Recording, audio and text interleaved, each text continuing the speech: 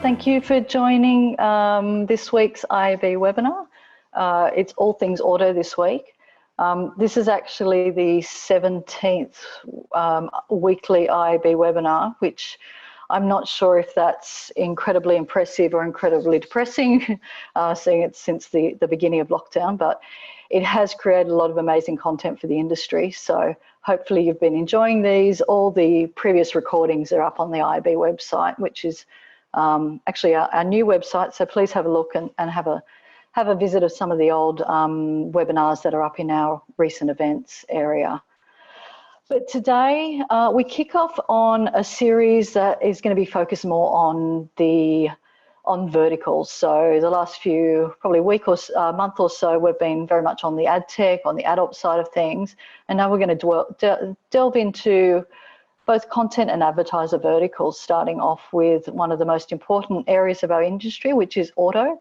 Today we're going to be talking about auto media, auto advertising, most importantly, auto purchases and how they're interacting with digital content, as well as, I guess, you know, live cars, if we can call them that.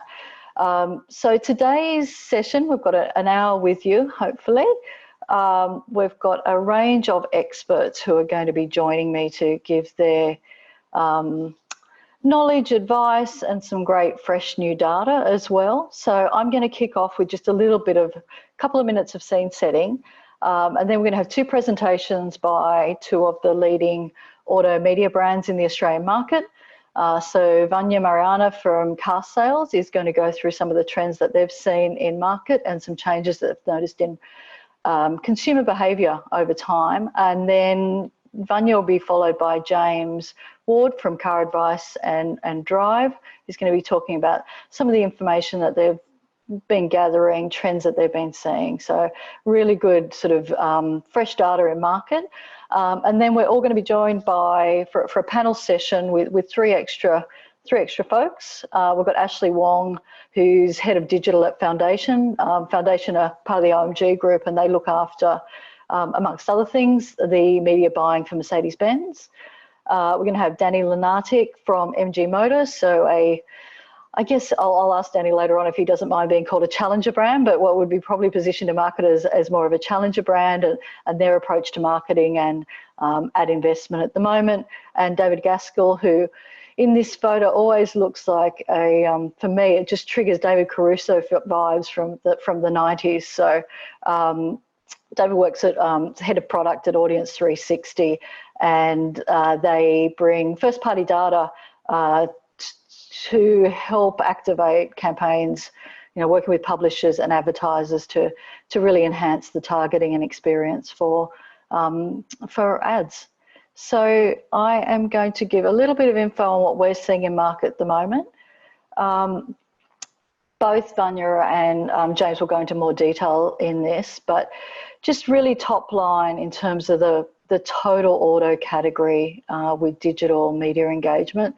So over 8 million Australians looking at auto content in May. So big jump. You can probably see from that curve that we've seen a big uptick in May, and both Vanya and James will talk about how that's continued. There's really been three waves of consumer interaction with digital content over the last, what are we up to, about 4 months. First wave was very much focused on news. That still continues. We're still seeing very high engagement with news, but that initial March, April, constant almost viewing of news really peaked early. Then we went into sort of more of a homesteading mode where we saw all the cooking sites, renovations, very much focused internally and sort of bunkering down. Very high traffic numbers there. And now what I'm seeing in a lot of the verticals is very much everyone preparing, I guess, and I'm really not going to use new normal, I'm sorry, but whatever's coming next, we're into planning mode, we're into how we're going to function, and really, I guess, getting on with things. So we're seeing some of the more categories that have been probably a little bit of suppressed coming back to life. So there's some really interesting trends there, but overall sort of digital engagement over all devices, whether it's desktop, we're seeing mobile come back a little bit more as people are out and about. tablet and the big screen, particularly from an entertainment point of view, has been really seeing a lot of engagement. Money. Auto category has been the #1 advertiser category for the digital display market, I think for about 10 years now. I couldn't quite dig out all the old data last night, but you can see the trend there. The top blue line is the share of spend for publisher sites and the different category trends there. So way back in the early days, finance was sort of the #1, but since then, auto has really dominated the space.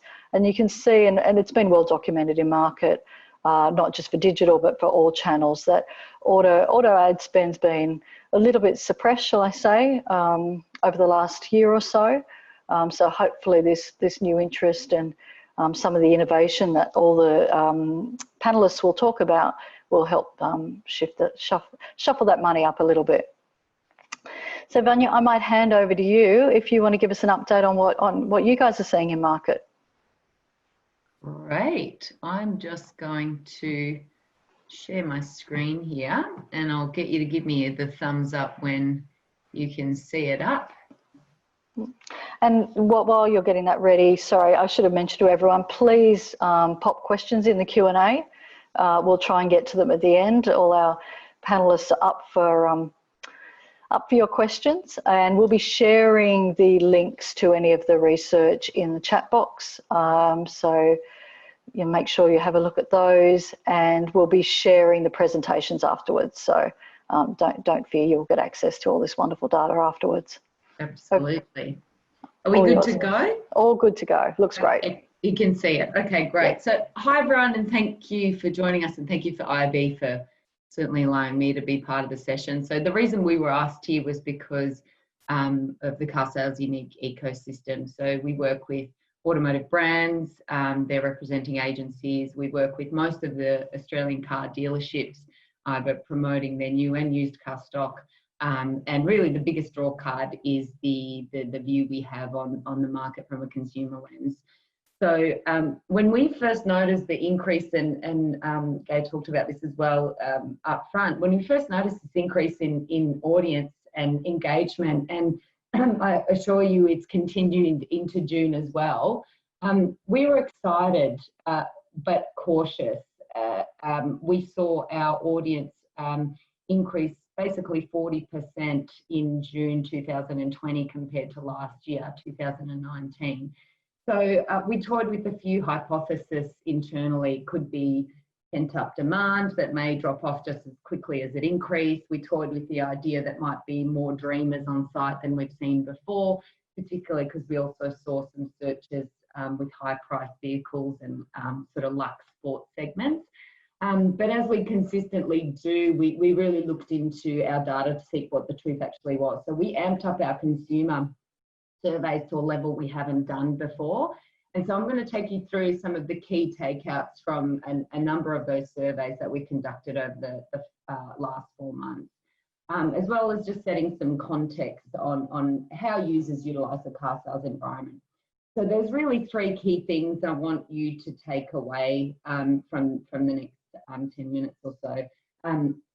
Carsales is undeniably a new car environment, and buyers are absolutely open to influence. And the reason why that's an important call out is so that brands know that their marketing communications very much are effective in this space. The number 2 takeout that's come from the research is that the increase we're seeing in these environments, and certainly in our environment, doesn't seem to be a blimp on the radar. It's pointing to more structural changes that, of course, have been accelerated by the current conditions. There's a new cohort of buyers that are contributing to this increase, and they're made up of newly licensed drivers, non-car owners looking to purchase, as well as households looking to add a secondary car.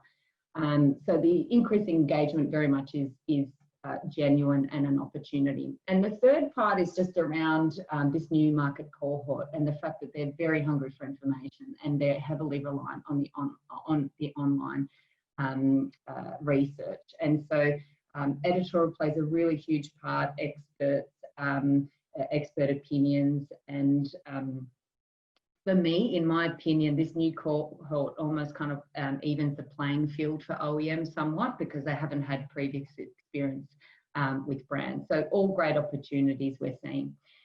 Before we launch into some of that, I just wanted to clarify something up front. Carsales is a new car environment, and the reason why it's important for me to talk about that is because 98% of the OEM marketing budget, some more, some less, is really dedicated in shifting new car sales. And I wanted everyone that's on the call today to realise that this is a very relevant conversation for them. The other thing I wanted to give you context on is just how our website, Carsales website, is set up. So, and how we're geared to support their decision making. So we've got an editorial, independent editorial, which is now attracting 1.4 million people. So that was the latest June Nielsen stat, and that's increased by 70% since April. So we've seen massive gains here. We also have a new car showroom where consumers can go and compare and research and play around with what's available, as well as inventory. So inventory where consumers that have done their research will now want to have a look at what's available to go and buy. And all of these metrics we've seen an increase in. So 35% growth in showroom sessions and 27% increase year on year for new car inventory. And environments like ours, I think there's a misconception that because you're kind of pointy and that people have made up their mind. I want to kind of emphasise that that's absolutely not the case, and the data sort of goes against that. So people are undecided, they're open for influence, they're researching, and they're spending 38 minutes. And for someone that knows what they want, I doubt that they would spend that long on site to get to what they want. And the data backs up again that they're considering many different things. This is good news for all auto brands, because there's an opportunity not only to drive awareness consideration, but then also driving. So let's launch into it. The consumer, so one of the first things we wanted to have a look at was, what was the change, or what was the biggest concern that consumers felt in the current climate? And so we've done 5 surveys. The first one launched in March 26, so it was kind of the week just before lockdowns happened. And the biggest call out I'm going to make here is the fact that you can see the 37% had no concerns, it makes no difference. I think the reality really set in the week after when restrictions happened. And you could see that confidence coming back a little bit and then coming off in the latest survey, which just got completed literally 2 days ago, so hot off the press. And a lot of the concern for customers was around logistics of test drives, face-to-face contact and hygiene. So what we did as a business to respond very quickly was to allow consumers to have full visibility about what the dealer servicing offers are. So we created dealer badges on all inventory, placements where dealers could promote their services, whether they could take the car to the consumer, where they fulfilled online payments and things like that. And I think the key learning for us has been keeping their finger on the pulse, but then also responding very quickly. The other thing that we've tracked is how this looks on a state level. So it's kind of no surprise that respondents from states where COVID restrictions are a bit more strict, like in Victoria, where I am, thank you very much, they've extended their purchase window.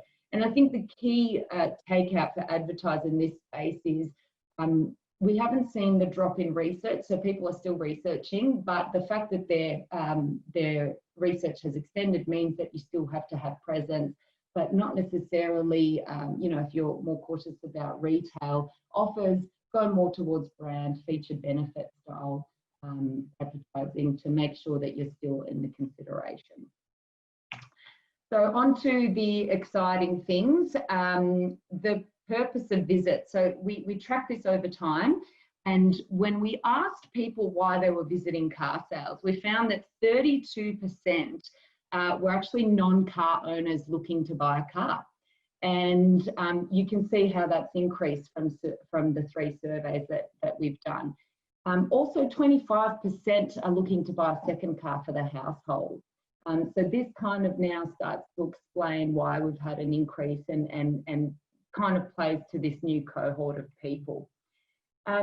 This was also kind of solidified for us when we did post-COVID transportation preference survey, where we saw obviously an increase in respondents saying that they don't own a car. And so the other thing we delved into was, or what we found was that 63% of non-car owners are more likely to consider buying a car now, with 34% stating an increase in urgency to do so. So there's no doubt that the current situation has created a need for consumers and that they're acting on those needs. The other insight that I mentioned up front was how these non-car owners are behaving, and they've made the claim. So when we asked them how their shopping behaviour has changed in the current situation, they're saying that they're doing a lot more research online. It's obvious they're relying on that as mode of communication, but I think the key takeout here is the importance of digital visibility. You know, there's other research that we've done that showed that people expect everything to be available in the online space, and if they can't find it, they just assume it doesn't exist. So in terms of keeping inventory updated, keeping offers updated, keeping everything visible to the consumers in the environments where they're searching, this is critical, particularly for this new cohort of buyers. The last thing I'm going to go through with you today is a survey result around, anecdotally, we've heard that there was quite a large number of people waiting to get their driver's licenses, so we wanted to dig a little bit deeper here. And what we found was that, yes, 25% of respondents had just either gotten their license or are waiting to sit their license. And we wanted to find out what impact this has had to them. So we found out that almost 47% of new license holders in our second survey agreed that COVID has accelerated their need to get their driver's license and therefore look to buy a car. We also wanted to find out a little bit more about what are the most important factors in deciding which car to buy. And this was very interesting. Fuel efficiency was at the top for this particular cohort of new buyers, whereas we usually see price being very important. It was followed by followed by price, safety, recognised brand, and then least important was in-car technology. And I think this, to me, shows three things. There's a real consideration of ongoing cost of owning a vehicle with this particular group of people. Given that they haven't driven or owned a car before, it's kind of not a surprise that brand is not as important, design or tech, so I guess expectations are a little bit lower. So again, it kind of shows that there's a bit of an even playing ground. So there's a lot more in the pack. You'll see that there's a lot more detail on all of this, and happy to answer any questions later. So just to recap really quickly, as an advertiser, you can absolutely influence consumers that are utilising destination sites like Carsales. We've seen the sustained demand with new cohort of buyers, and buyers are now more than ever relying on online research. So be visible with all your offerings. And I'm going to stop sharing and hand over to James. Thank you. Thanks, Vanya. I will share my screen now. Okay. I hope you can all see that one. Welcome, everybody. And again, thank you to everyone for having me available to present here today to you. I will say what an interesting year it has been. We've certainly all had to scrub those whiteboards of plans and projections. We're trying things that are very new and very interesting. But what I'd like to talk to you today on behalf of Drive Car Advice. So we are, if you're not aware, we are the leading automotive content publisher here in Australia. And I'm going to talk around the audience behaviour and what the impact of the COVID-19 pandemic has been to that. Then how we've approached that market from a content perspective throughout the pandemic period and beyond. And then some outputs of that approach. So without further ado, some charts. It wouldn't be a webinar without charts. This is the Car Advice Google Analytics audience growth from July last year, so to now. So the last 12 months, and as you can see, it has been trending upward. It has been growing strongly, but there's obviously a clear impact here during the initial autumn months of the COVID-19 pandemic. To add a little bit of context, and for the data people out there, these are not on the same scale. It's just really to show the trend. These are our Nielsen UA numbers over the same period. And you can see that the impact and the trend is mirrored across different data sources. But when we overlay the index for Google Trends in automotive in Australia, what the interesting thing here is that you can see that, yes, we are climbing from a market perspective, but where we are now versus where we were 12 months ago, we've only just recovered ground to that point. So despite a growing interest of audience online and a movement very much to online decision-making, there's still a long way to go. But some insights throughout this period, we saw from editorial content consumption, the core brands, Toyota, Hyundai, Volkswagen, Ford, remained strong throughout. But what we did see was an over-indexed push up from the vocal challenger brands, and I think Danny from MG can even speak to that a bit later on, where they remained in market. We saw a lot more interest in those brands, but also aspirational brands. We saw a much higher consumption of content for brands where you wouldn't normally see it throughout, certainly a period like this. And what we can take from that is that the audience out there, we're all sort of, I'm sure you're feeling it, we're feeling a bit of COVID content exhaustion. People have had a difficult year and they're looking to reward themselves. There is hope. People see a change, they see a way out of this, and they are looking to what is next. So it is largely a positive story. So how have we approached the market this year? And basically, we've taken a very strategic approach to content authoring. So what you can see here is an outlay of the volume of content that's published per month over the last 12 months. And even outlining the consumer impact, we implemented this strategy near the end of last year into this year. And you can see that we've had a roughly 20% drop in the volume of content produced. But conversely, we've seen over the same time period, this is page views per content, page views total, we've seen a 5% uplift. Now, looking too at the impact of the COVID period, our analytics team have had a look and said, look, basically without that, we would have seen perhaps a 20% uplift in page impressions. But when you shake that out to see page views by articles published, even with the COVID drop, we're seeing around a 29% increase in that consumption. Why? Well, we've taken a strategic approach to the content that we publish. We are listening, we are watching, we are analysing what is being read, what is being watched, what is being said in the comments, and of course, what is being purchased at the end of the day. We're looking at that data, we're listening to the questions. It is an evolving conversation. And we've found that as a publisher from a traditional upper funnel research position, we are finding that we're dealing with consumers further and further and further down that funnel, right up until the point of purchase. And in many times after that point, it's a much longer funnel of online content consumption. So just looking then at some of the ways that this has happened, we're seeing that the decision point has very much moved online. So away from the dealers for the decisions, the dealers are servicing that decision rather than validating it. So we're seeing consumers are asking questions right up until the point where they engage a dealer for the transaction throughout all levels.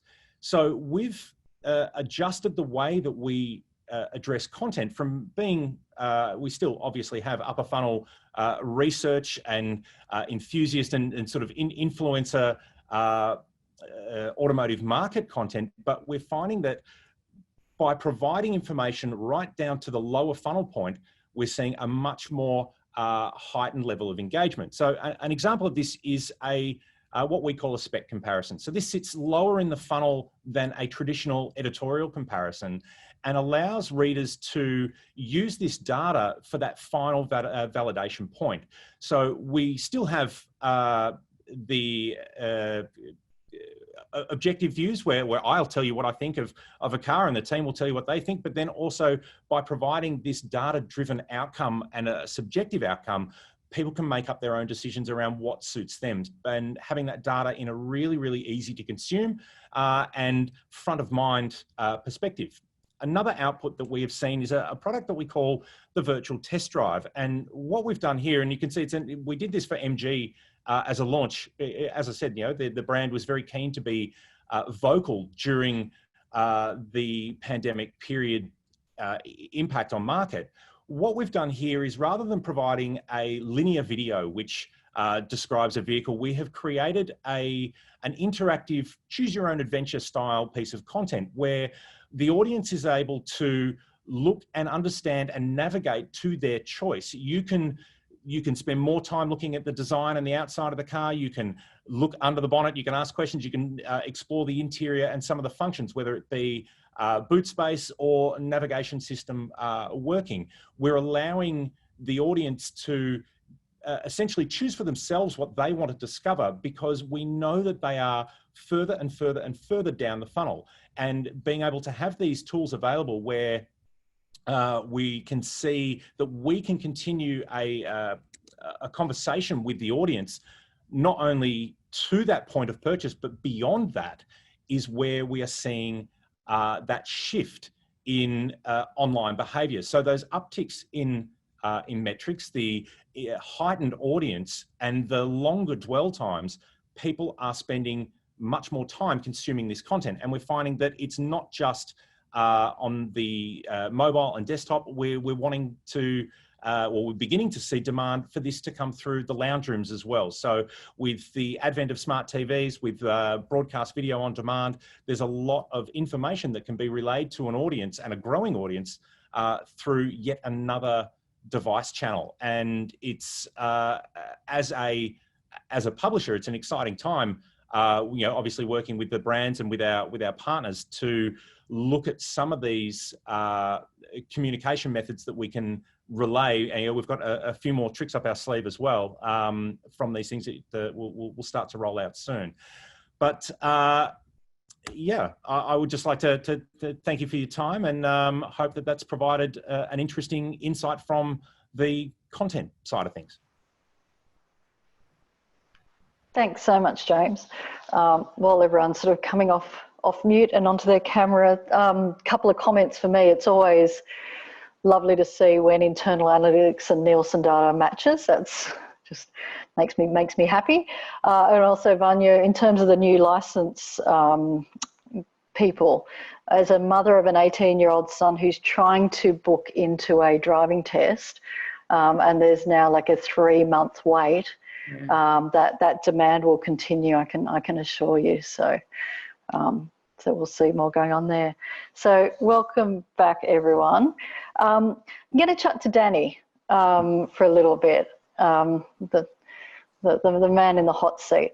And nice sort of information from James on some of the information that you're working with the publishers on for. Thanks for the plug, your James. consumers. Yeah. Feel free to buy one on the way out, everyone. Danny, I'm going to open broad. And I did call you a challenger brand. Are you happy to be a challenger brand? That's a space that you're. We haven't achieved anything yet, as far as we're concerned. So yeah, I'm happy to accept that. Yeah, okay, fabulous. Have you got a basic approach to the way that you guys approach, I guess, general marketing and in particular paid advertising? Yeah, look, I think everything that I like everything in automotive and in marketing, it's all revolves around an acronym. The 4 Ps are in every single textbook. I've sort of converted them to the 4 Cs, if you like. where everything we base in terms of from a media perspective is consideration, conversion, building community and commitment. And so doesn't matter which media channel we're executing in, we've always got those 4 pillars front of mind. From a paid digital perspective, obviously the community angle is a really big one. You know, with COVID coming in, the proliferation of people changing their media consumption and going onto social, spending more time there, as well as James and Vanya have put forward, spending more time on perhaps in aspirational sites, as well as doing a hell of a lot more research when there's a need. So it was our vision to always up the ante in terms of content. And I think that's where we've been able to set ourselves a little bit away from everybody else, where we've invested in more content through the likes of the virtual test drive experience and created more engaging experiences through our social digital platforms to allow customers to fall over our brand, because a lot of people still haven't heard of us, and if they have heard of us, they don't understand us. So we've tried to take advantage of that. Okay, yeah, I think everyone, I mean, my immediate, maybe I'm just old, it's the heritage brand that sort of, you know, immediately comes to mind, and I guess your reinvented positioning needs to ring through.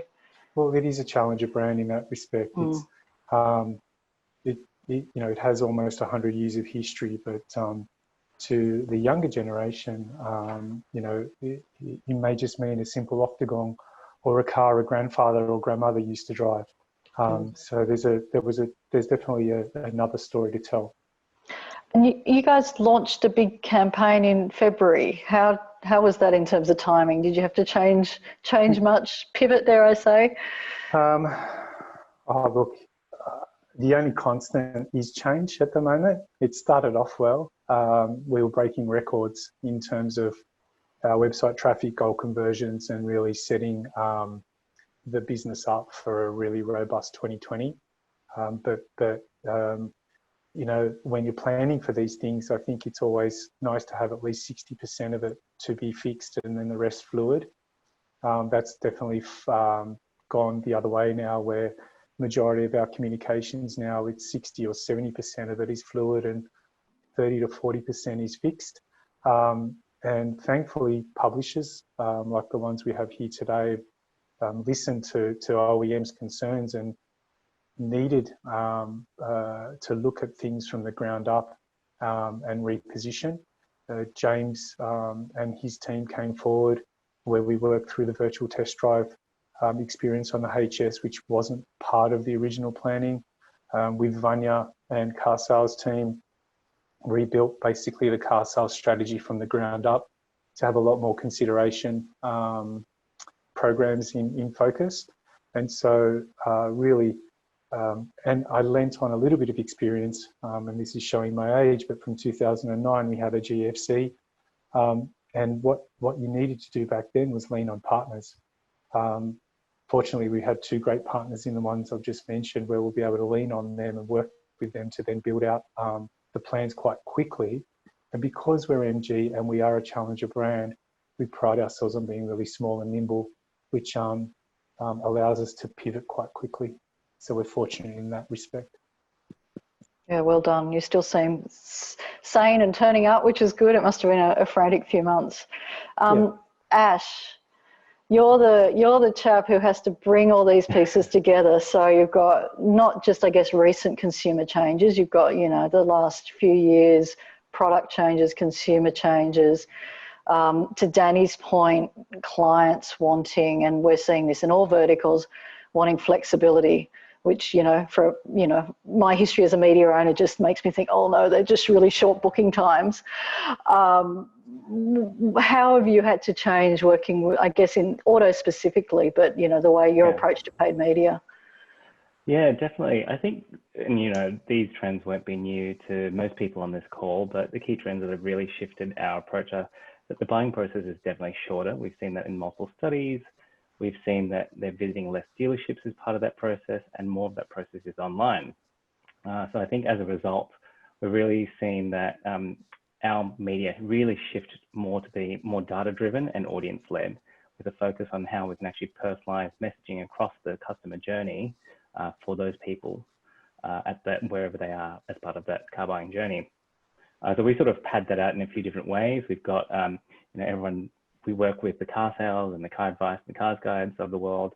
So obviously really try and reach those buyers in a contextual environment when they're right down in that pointy end of the funnel. But then we also use third party right up at the top part of the funnel to really identify where those people are as they're starting to show some of those signals by demographic or by sort of market intent.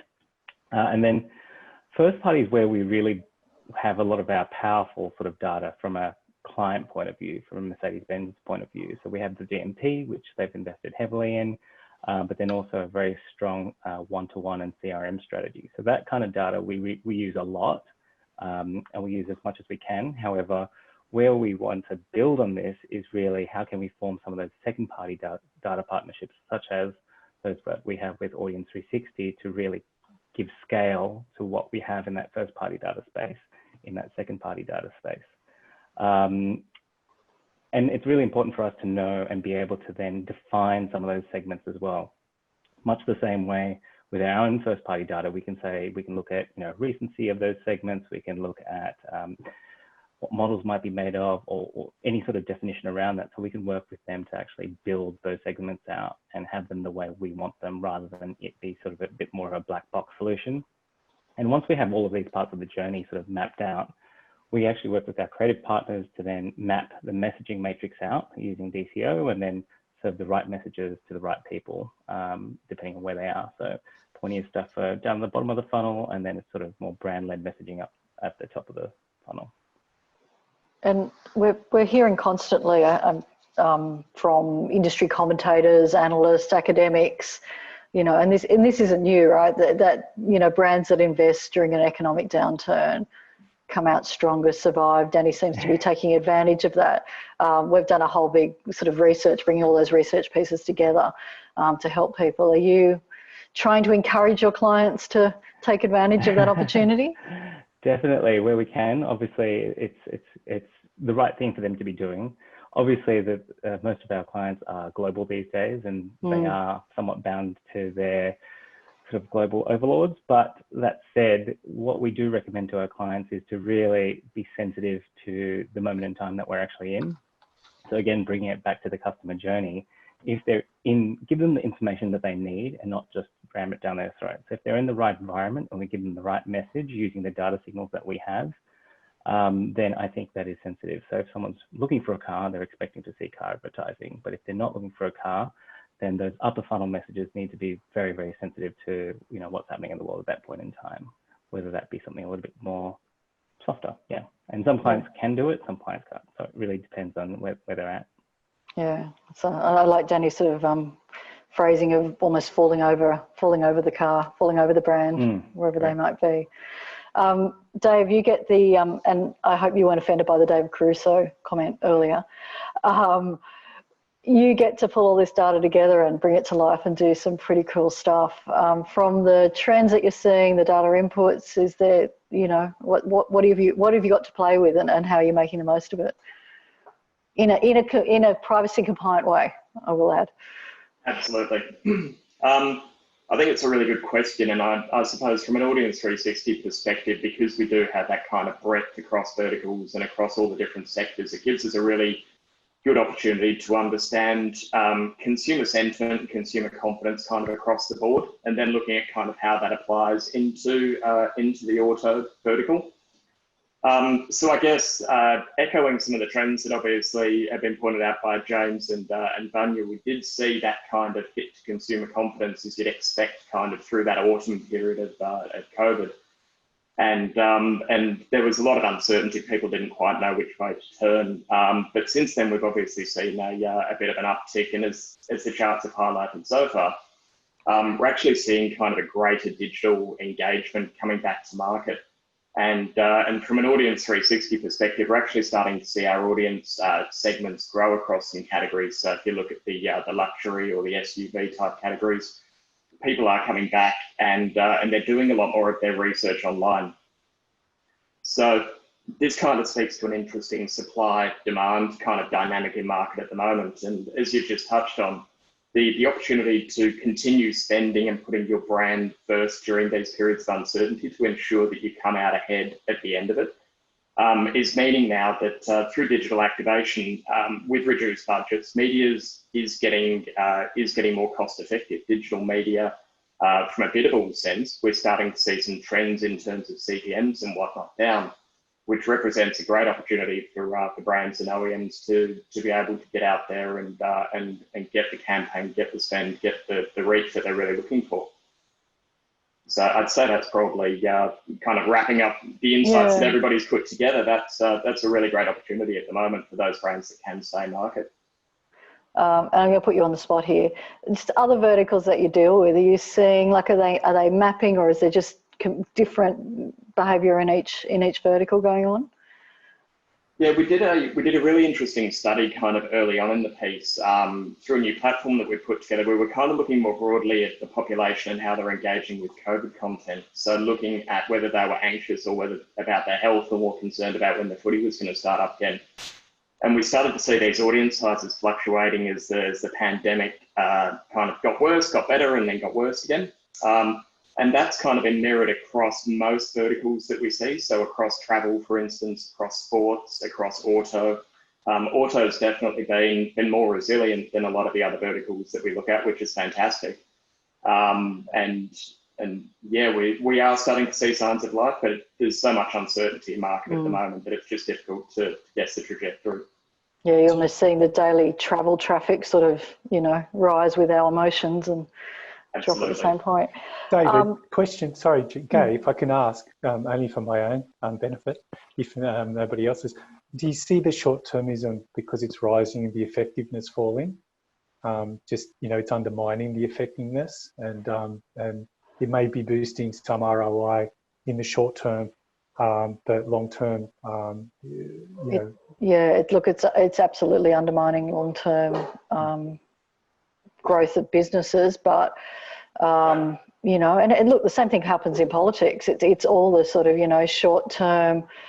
I've got to show a metric. We're not great as an industry, and I'll hold myself as accountable to this as anyone of showing what those short term or the short term brand metrics drive for long term growth. So it drives us straight to those performance, last click type deals. So we, as an industry, we need to get better at understanding what that investment today means for tomorrow, and to inform CFOs in particular, rather than just trust us, it'll work in a few years, how we can sort of bake that into sort of the economic models. I think we're getting better, and I think there's been some loud voices around that.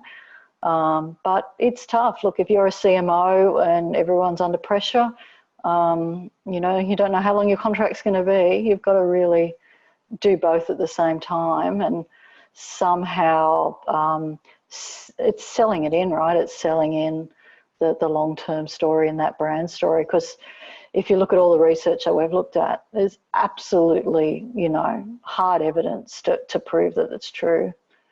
So I think we still work to go, but I think the message is getting through. But it is tough during this time. There are certain brands that just can't spend. So Dave, I made a bit of a joke on the privacy side of things, but I guess data overall, there's a lot more scrutiny both from the industry and from consumers around value, around what data is being used, around how ethical and compliant it is. What have you guys been doing? Have you seen this, and what have you been doing to sort of address some of those issues? Yeah, I think the industry is definitely on a trajectory towards that kind of transparency and customer and consumer first. I think if you look at brands in market like Apple, who are positioning their new iPhones as kind of data vaults for the consumer, it's a really interesting kind of proposition, and I think there'll be increasing focus on what pays for the internet and the value exchange between publishers, advertising revenue, and brands. I mean, at the heart of it, transparency is at the core and is the DNA of kind of Audience 360. So initiatives like the data transparency label that the IAB's bringing about speaks to the ways we can understand where that data comes from, the sort of consent and the expectation that consumers have around how they're going to be engaged with by brands. And I think that's really key. It's having consumers aware of the use of their data and really empowering brands, agencies, advertisers to be in control of only reaching those consumers that have consented, that you're not going to upset by messaging them. And that's kind of key. So we are seeing a lot more around that and working with the data partners that we've got.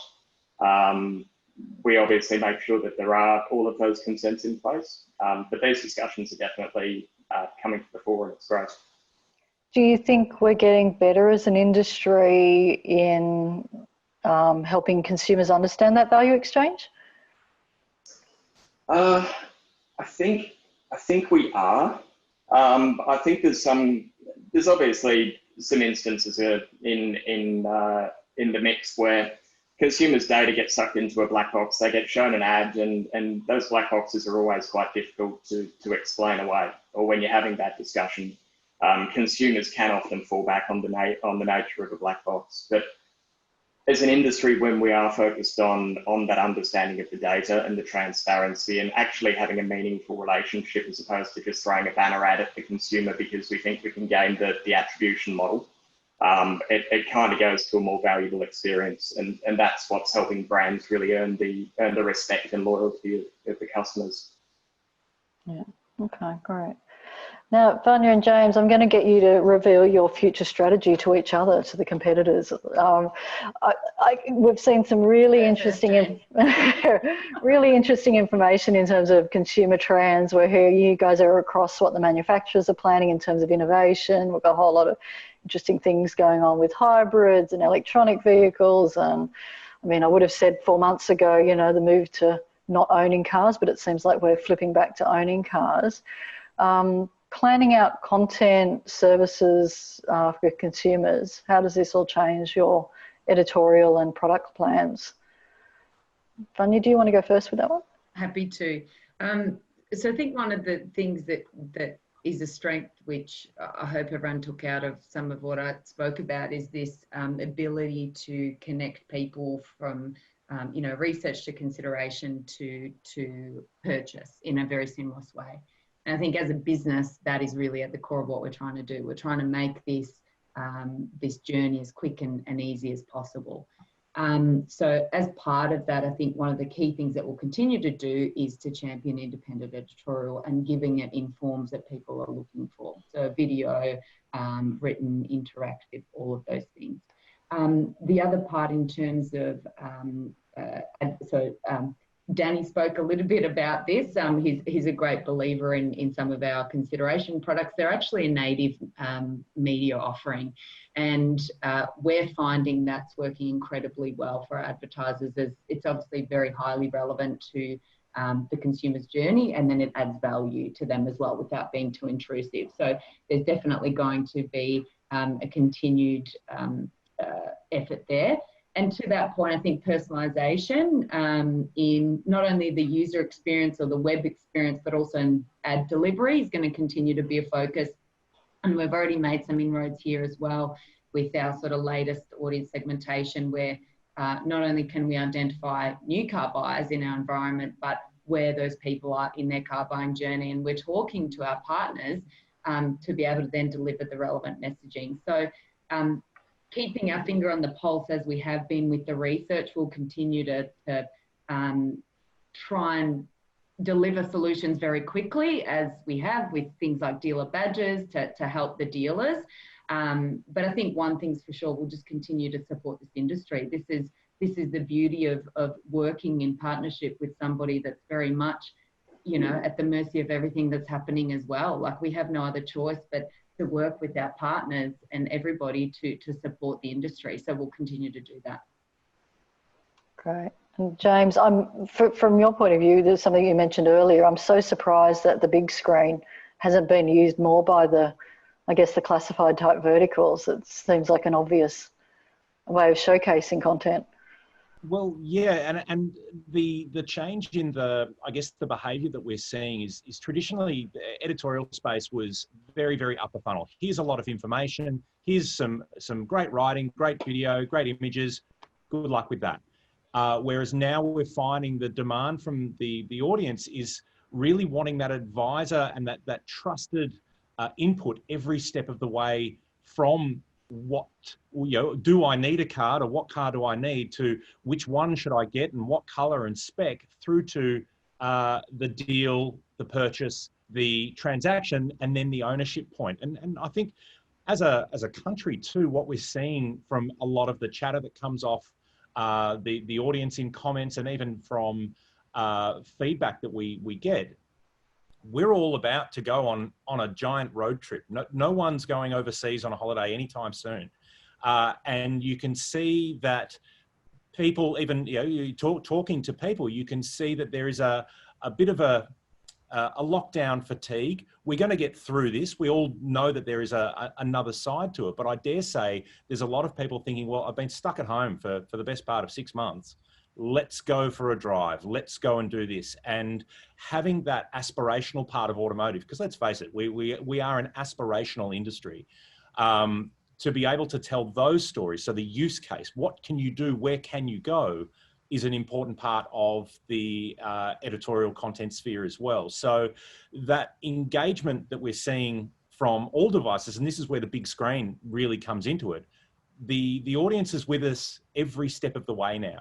And so from an interactive walk around the virtual test drives with the MGs that we've done, through to a comparison video, through to a where can I go with this piece of content, so your more lifestyle sort of approach, to consume that in 4K on a 65-inch plasma in the side of the lounge room, is just an output channel for where we're seeing that demand come from. So it's an exciting time, because I think it's one of those things, having been involved in this industry for a long time, a lot of these ideas and a lot of these concepts have been there for a while, but either the technology or the audience hasn't been ready for them. And now I think we actually have the perfect opportunity space for all of us. The audience is ready, the technology is capable, we can do some terrific communication every step of the way, to not only advise and guide, but to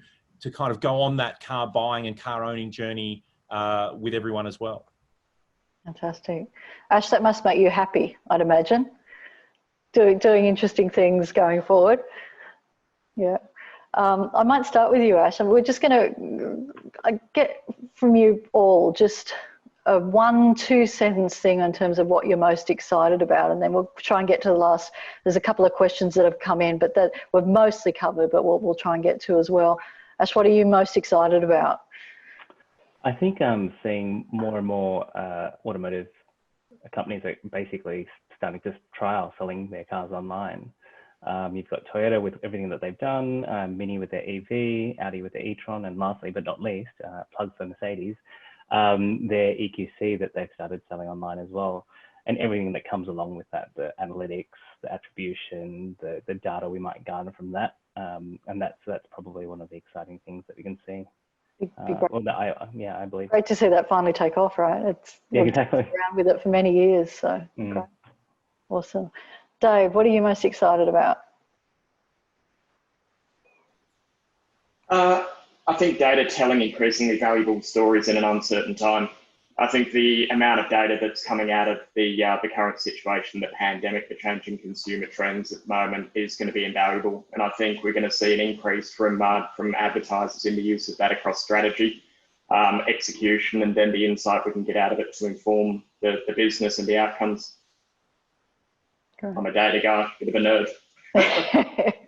It was very passionate, actually. It was good. Danny, you threw a question at me, and I'm going to throw it back at you a little bit before we get to your, I guess, excitement. So selling in the brand and the mid-funnel side of things, this is a question that's come through from you on the chat. How do you sell that up? Or is it a global strategy, or what's the brand sell there? Sorry, the middle of the funnel, if you can. So apart from the performance side of your media investment, how do you sell in the need to invest in that longer term brand building? Stakeholder management's important. Yeah. Right? What's your narrative? Good question. Don't know how much time we have. What's important is that you can't lose sight of the focus. And for us, that key ring sitting on a coffee table with that octagon, there's a lot of meaning and there's a lot of heritage and a lot of history behind that. So, and fortunately, we have an amazing car club membership that is, the largest in the world to lean on. So we have a hell of a lot of brand fans reinforcing, making sure we don't forget where we've come from. And so being able to leverage all that data and all those inputs, be it through social commentary and just, LinkedIn messages and the like that all of our staff receive from time to time, just continually reinforces how important it is not to never forget where we've come from. So I'm fortunate in that respect where majority of people that I talk to, well, 1 in 3, let's call it, will have an MG story. It continually is reinforced. Therefore, and it is up, down, sideways, it's across the entire business. So whenever anybody walks into this business, there's already a sense of ownership from them that's required to be able to make sure that the DNA of the brand continues, albeit in a new shape, way, form. But there's fundamentals there that always are constant, and that is that we're always accessible to the people, and we're always, and that hasn't changed. And we've always been a little bit of fun, a little bit of cheekiness, irreverent. So, and that's what we continue to try and instill in our brand advertising, in our messaging. Of course, we have to do retail. Of course, we have to do some, in this market, short-term strats as well. But then we always try and underpin it with some leverage towards history, heritage, and then never forget who we are and engage in that community. I said to all of you, I can't talk to what's planned in September, but I think you'll see that'll take shape. That strategy will take shape in September. So watch this space. Oh, that's a lovely tease. Is that the thing you're most excited about? What's coming? What you can't tell us about? Yeah, well, COVID has created a demanded innovation, and as a business, we've thrived on innovation. Our EV product that's coming in Q4 is sensational. We're launching the ZST in August of this year, which is also really exciting. MG Pilot, full suite of ADAS systems available in a car that is essentially accessible to all the people. So that sort of innovation is allowing us to be innovative, or forcing us to be innovative, is what excites us, definitely. Yeah.